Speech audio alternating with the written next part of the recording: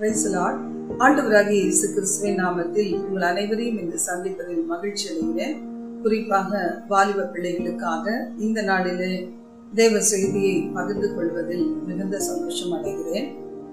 வாசல் யாது என்கிற தலைப்பிலே தேவ செய்தியை நாம் பார்க்க போகிறோம். மீகா 2ஆம் அதிகாரம் 13ஆம் வசனம். தடைகளை நீக்கி போடுகிறவர் அவர்களுக்கு முன்பாக நடந்து போகிறார்.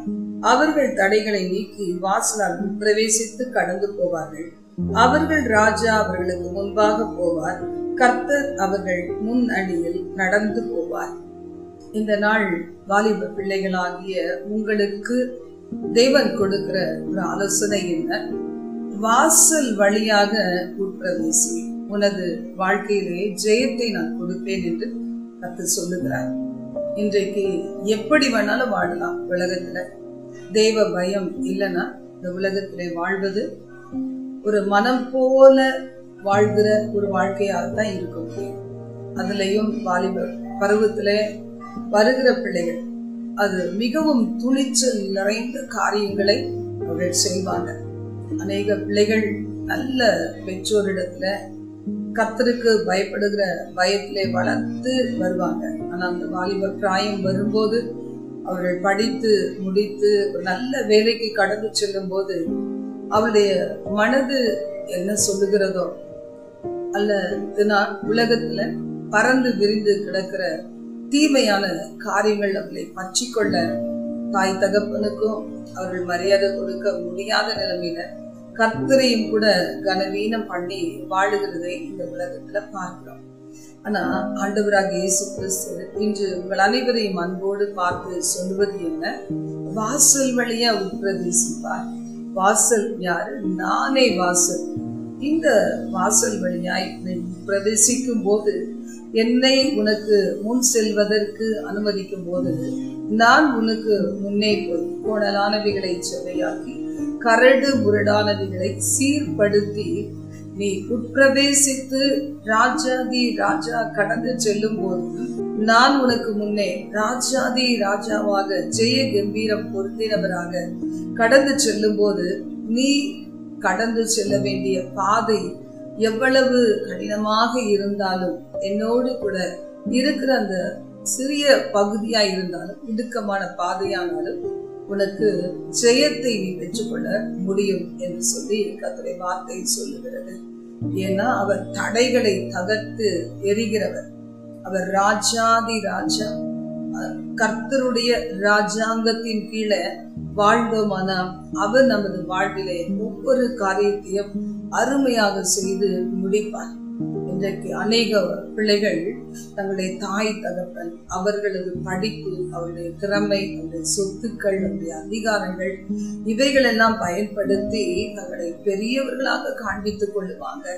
ஆனா மண்ணான மனிதர்கள் தானே மறையக்கூடிய உறவுகள், மாறக்கூடிய செல்வம், சொத்து, அந்தஸ்து, கல்வி எல்லாமே மாறக்கூடியது, அழியக்கூடியது. ஆனா என்றென்றும் மாறாத ஆண்டவராகிய இயேசு கிறிஸ்து உங்களை பார்த்து சொல்லுகிறார், நான் உனது ராஜாதி ராஜாவாக நான் உனக்கு முன்பாக செல்லுகிறேன். எனக்கு நீ அனுமதி கொடுப்பாயா என்று சொல்லி கேட்கிறார். நீங்க அனுமதிப்பீங்களா? ஆண்டவராகிய கர்த்தர் முன் செல்ல, நீங்கள் அவருக்கு பின் செல்ல கர்த்தரை அனுமதிப்பீங்களா? நிச்சயமாக உங்களது வாழ்க்கையில தேவன் ஜெயத்தை கொடுப்பார். அந்த ஆண்டவர் ஆகிய கர்த்தர் தன்னை குறித்து என்ன சொல்லுகிறார்? யோவான் 10:1 வசனம் முதல், மெய்யாகவே மெய்யாகவே நான் உங்களுக்கு சொல்லுகிறேன், ஆட்டு தொழுவத்துக்குள் வாசல் வழியாய் பிரவேசியாமல் வேறு வழியாய் ஏறுகிறவன் கள்ளனும் கொள்ளைக்காரனுமாய் இருக்கிறான்.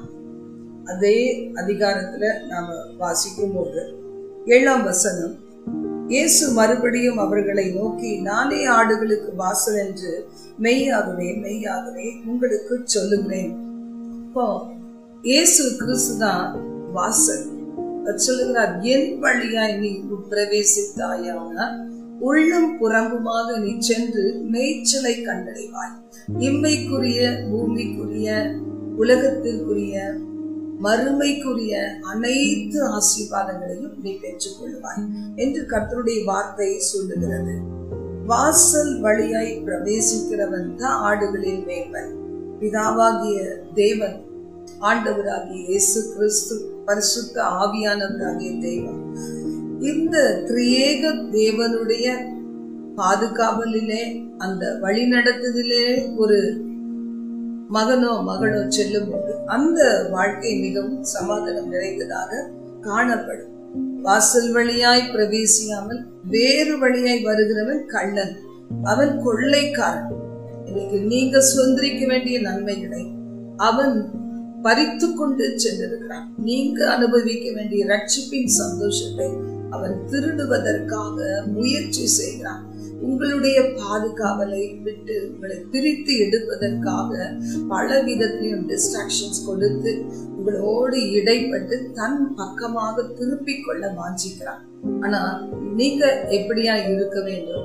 ஆண்டவராகிய இயேசு கிறிஸ்துவை, பரிசுத்தரை, பூரண அழகுள்ளவரை, வல்லமையான தெய்வத்தை உங்கள் கண்களுக்கு முன்பாக வைத்து அந்த பொல்லாங்கனிடத்துல உங்களுடைய நன்மைகள் பறிப்போய்விடக் கூடாது. எதிர்கால வாழ்க்கை அருமையான ஆசீர்வாதம் நிறைந்த வாழ்க்கை, உங்களது சந்ததி சந்ததியாய் வாழ்கின்ற கர்த்தருடைய வருகை தாமதித்தால் அந்த வாழ்க்கை அந்த பிசாசினுடைய கரத்திலே பறித்து கொள்ளப்பட கூடாது.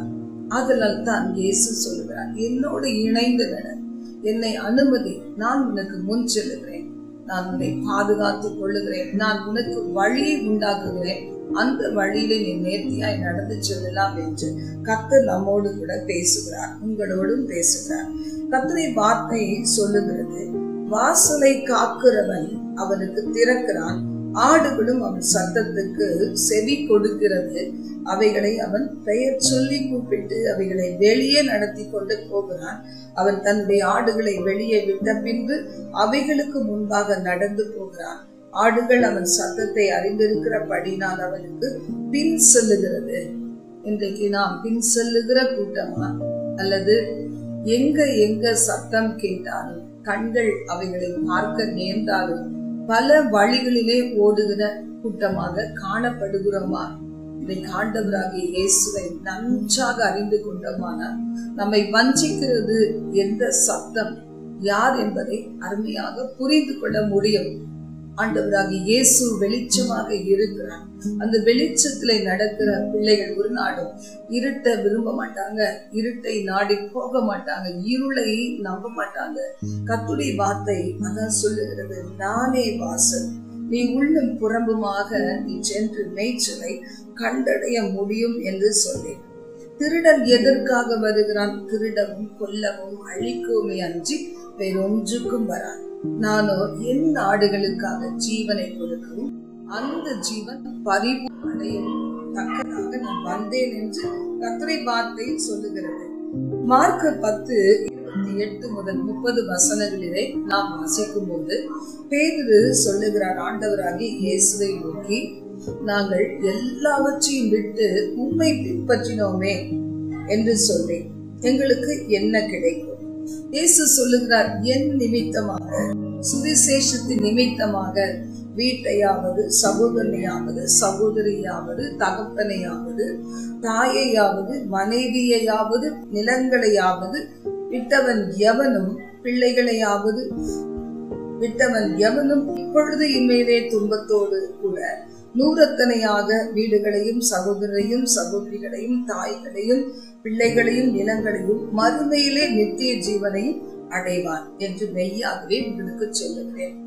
ஒரு சில நேரங்களில் ஆரம்ப காலம்தான், அதற்கு பிறகு ஆண்டவராகிய இயேசு கிறிஸ்துவை பின்பற்றுவதில் நமக்கு ஒரு தடையும் வருவதில்லை. ஆரம்ப காலங்களிலே ஆண்டவராகிய இயேசு கிறிஸ்துவை நான் பின் சென்று வரும்போது என் வாழ்விலே ஒரு தோல்வியோ எதுவுமே வருவதில்லை என்று சொல்லி நினைப்பது நிமித்தமாக நம்முடைய உள்ளத்திலே நாம் ஆண்டவராகிய இயேசுவை பின்பற்றுவது இம்மைக்காக மாத்திரமே பின்பற்றுவோம். அப்படி ஒரு சோதனை வரும்போது, ஒரு சின்ன அசம்பாவிதங்கள் நடக்கும் போதெல்லாம் இயேசுவை விட்டு தூரம் ஓடி போவதாக நாம் காணப்படலாம்.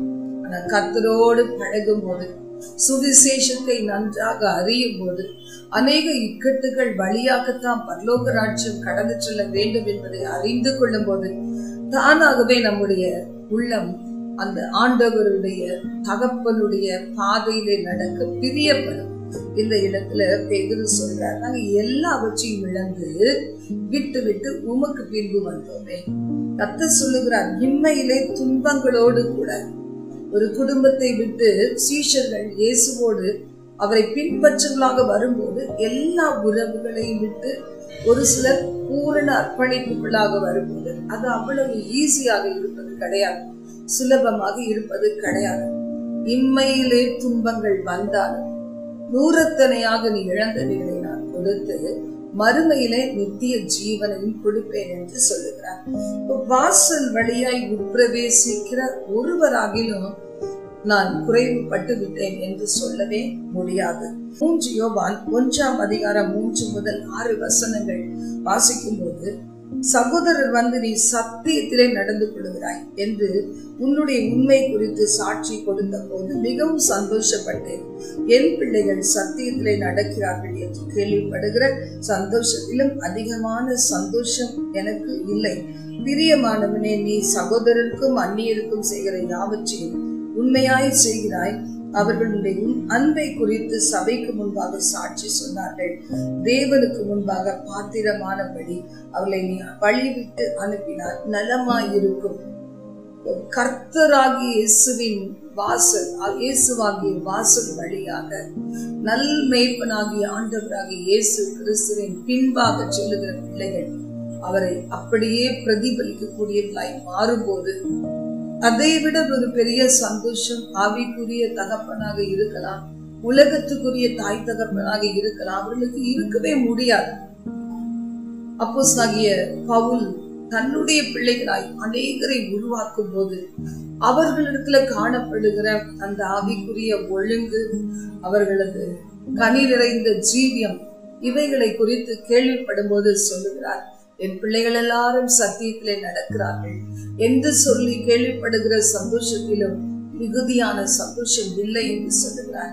வாலிப பிள்ளைகள், உங்கள் கண் முன்னாடி இயேசுவை வச்சுட்டீங்கன்னா அந்த பரிபூர்ண அழகுள்ள ஆண்டவர் எப்படி உலகத்தை, மாமிசத்தை, பிசாசை ஜெயித்தார், அப்படியே நானும் ஜெயிப்பேன், எனக்குள் இயேசு இருக்கிறார், அவரை நான் இழந்து விட மாட்டேன் என்று அவரை பற்றி கொள்ளும் போது நிச்சயமாக இந்த பூமியிலே நீங்கள் நினைத்து கூட பார்த்திராத உயர்வுகளை கர்த்தர் கொடுப்பார். உங்களுடைய பெற்றோரின் கண்ணீர், அவர்களுடைய தியாகங்கள், அவைக்குரிய தகப்பன் தாய் அவர்களது கண்ணீர், அவர்களது ஏக்கம் நிறைந்த ஜெபம் ஒரு நாளும் வீண் போவதே கிடையாது. பயங்கரங்கள் நிறைந்த இந்த உலகத்திலே நீங்க தான் ஒரு நல்ல சமுதாயத்தை உருவாக்கி அநேகரை கிறிஸ்துவுக்கு நேராக ஆச்சரியமான ஒளியிடத்திலே கொண்டு வர முடியும். அதற்காகத்தான் நட்சத்திரங்களை போல வானத்திலே ஒரே இடத்துல நட்சத்திரங்கள் இருப்பது இல்லை, எப்படி அது தூவி விட்டது போல அநேக இடங்களிலே காணப்படுகிறதோ அப்படியே உங்களை இந்தியா தேசத்தினுடைய பல பகுதிகள்ல, இலங்கை தேசத்துல, உலக நாடுகளின் பல பகுதிகள்ல கர்த்தர் உங்களை வைத்திருக்கிறார். சுடர்களை போல பிரகாசிக்க வேண்டிய நீங்க இந்த நாளில அந்த இயேசுவை விட்டு உங்களுடைய கண்களை திருப்பும் போதுதான் வாழ்க்கையில இருள் பிரவேசித்து இந்த உலகத்திலே தலை குனிந்து வாழ வேண்டிய நிலைமை காணப்படுகிறது. அதனால் ஆண்டவருடைய வார்த்தை சொல்லுகிறது, கர்த்தர் என் மேய்ப்பராய் இருக்கிறார், நான் தாழ்ச்சியடையேன் என்று சொல்லப்பட்டது போல சங்கீதம் 23 மனதிலே வைத்து அவர் மேய்ப்பராயிருக்க என் சுவாசம் கடைசி மூச்சு வரை அவரே என்னை நடத்துவார், அவர் மீது என் கண்களை பதிக்கட்டும் என்று சொல்லி நீங்க வாழும்போது பரலோகத்துல தான் வந்து நன்மைகளை அனுபவிக்கணும்ட்டு இல்லை, இந்த பூமியிலே நீங்கள் அனுபவிக்க வேண்டிய அநேக நன்மைகளை உங்களுக்கு கொடுத்து பூமியில் உள்ள வம்சங்கள் எல்லாம் உங்களுக்குள் ஆசீர்வதிக்கப்பட்டிருக்க கரங்களை திறந்து அநேகருக்கு கொடுக்கும் பாக்கியமுள்ள பிள்ளைகளாய் கர்த்தர் உங்களை மாற்றுவார். ஜெபிக்கலாமா? எங்கள் பரலோக தேவனே, இந்த செய்தியை கேட்ட பிள்ளைகள் ஒவ்வொருவரையும், குறிப்பாக வாலிப பிள்ளைகளை அணைத்துக் கொள்ளும். அவருடைய வாழ்க்கையிலே ஒருவேளை பேரண்ட்ஸால பெருசா சேர்த்து வைத்திருக்க முடியாது, நான் அவர்களுக்கு கொடுத்த அந்த படிப்பு, தேவ பயம், ஆண்டவரே அவர்களை உயர்த்தட்டும் என்று ஜெபிக்கிறேன். கடின உழைப்பு அவர்களை உயர்த்தட்டும். அநேகருக்கு ஆசீர்வாதமாய் பிள்ளைகளை மாற்றி அவர்களை பயன்படுத்துவீராக. பாதுகாத்துக் கொள்ளும், வழிநடத்தும். எல்லா தீமைகள் நாச மோசங்களுக்கு விலக்கி காத்தல் இயேசுவின் நாமத்தில் ஜெபிக்கிறோம் எங்கள் ஜீவனுள்ள நல்ல பிதாவே. ஆமென்.